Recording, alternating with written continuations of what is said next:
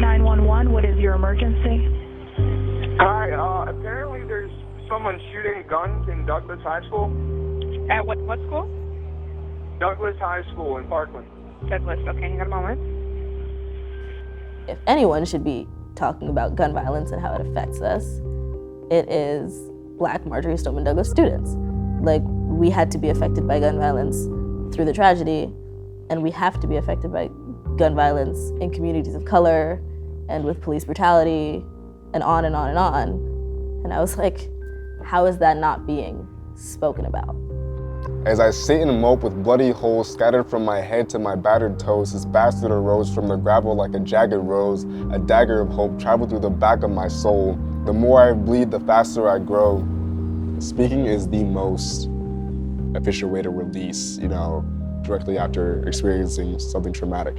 I think that's just like, it's like why I write. I didn't really start getting involved in spoken word and creative writing until last year, junior year. And I found that to be like my therapy, you know what I mean? Like, I don't think there's any better healing process than speaking about your pain. A black stallion, rare, beautiful, and surprising, trudging yet seemingly gliding through decades of gray, teaching bountifully stirring lessons to those it passes along the way.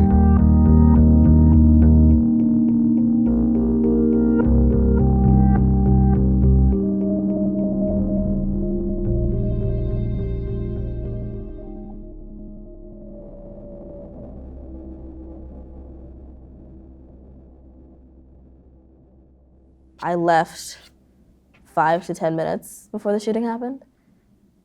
And that's always been like super like weird and eerie to me. I was always like, why did that happen? How did I become the person that was pulled out of the situation and has to experience nothing? I felt really guilty about that non-experience for a really long time. And then I kind of realized that like everything was kind of put in place like that, and that's just how it is. When I was leaving campus that day, that was the last time I saw Coach Weiss. He was driving like away from the front gates, and I was walking towards it, and I said, "Happy Valentine's Day," and he was like, "Same to you." And that was it. We take all of these tiny interactions for granted because we just think, nothing's gonna happen. Like, I'll see you the next day, or I'll see you next week, and sometimes you don't, and that hurts.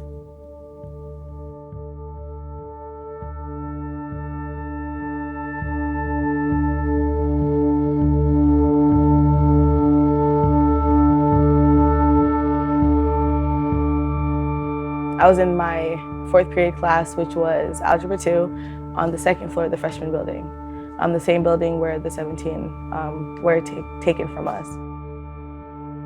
You could hear the running and the scattering from upstairs and the crackling of walls, and then it just stopped. Then you heard like helicopters, and then you feel like, oh, like the good people are here. And then you start hearing like the SWAT team like coming and then like busting through and screaming and yelling, and they were telling us like, open up, open up. You guys good? We're good. Move it. Left. Hands.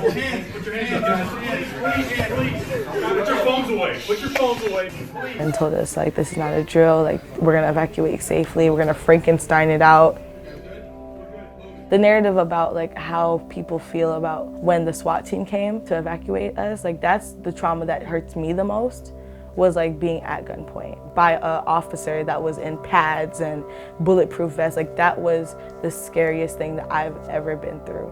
Besides like just, hiding from an active shooter was, a rifle in my face. A lot of Black students deal with that trauma, whether they were in the building or not. The fact that, you're being evacuated, but if you do the wrong move, that you might get shot.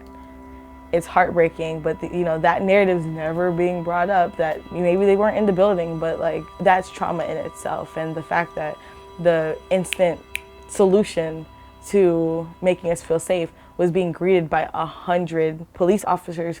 I remember going to my class, there was a guy with the same gun that killed 17 of our Eagles in front of my class, holding it, like wandering our hallways. And I understand like a lot of students feel like that's safety, but for us it wasn't. More police presence on campus with guns don't make me feel safer. It really doesn't.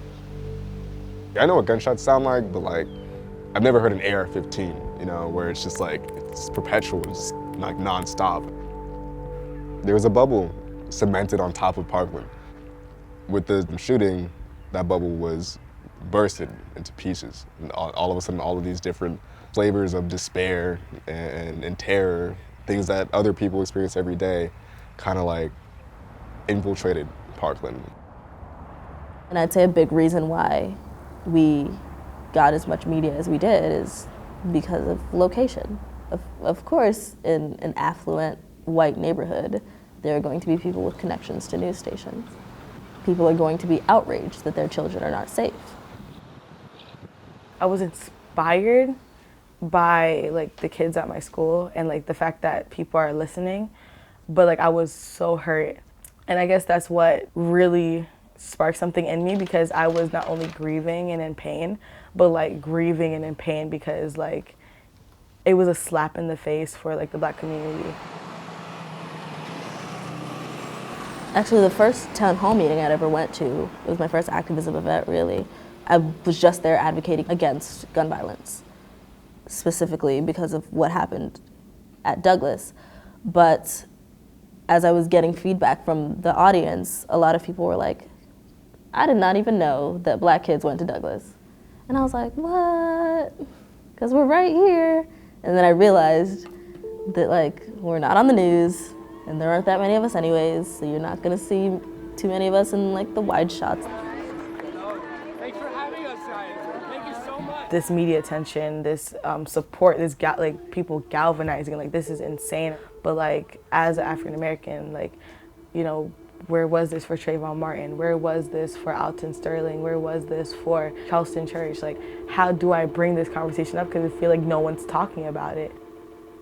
I feel like what has connected like Black students and like white students is that we found a middle ground, that anyone could be affected by gun violence, whether it's in an urban community or in a predominantly white school. It is terrible that it had happened to a affluent and predominantly white community in order for a nation to galvanize around gun reform. But it's definitely inspirational to see that the typical white boy can now hold hands with a Black girl from Chicago and definitely talk about what can we do to make sure that my life matters. Activists from Marjorie Stoneman Douglas High School. Mei Ling Ho Shing and Tia Amoy Robert. Every time I step on the stage, like I pray and I think to myself, like, speak through me. Like I'm thinking of Helena, like speak through me. I'm thinking of Joaquin, speak through me. I'm thinking about Jamie, like speak through me. Like I want Trayvon Martin to speak through me. I want Alton Sterling to speak through me. I want victims of Charleston Church to speak through me. It's not about, you know, the pictures and the magazines and the speaking engagements. It's always about the work.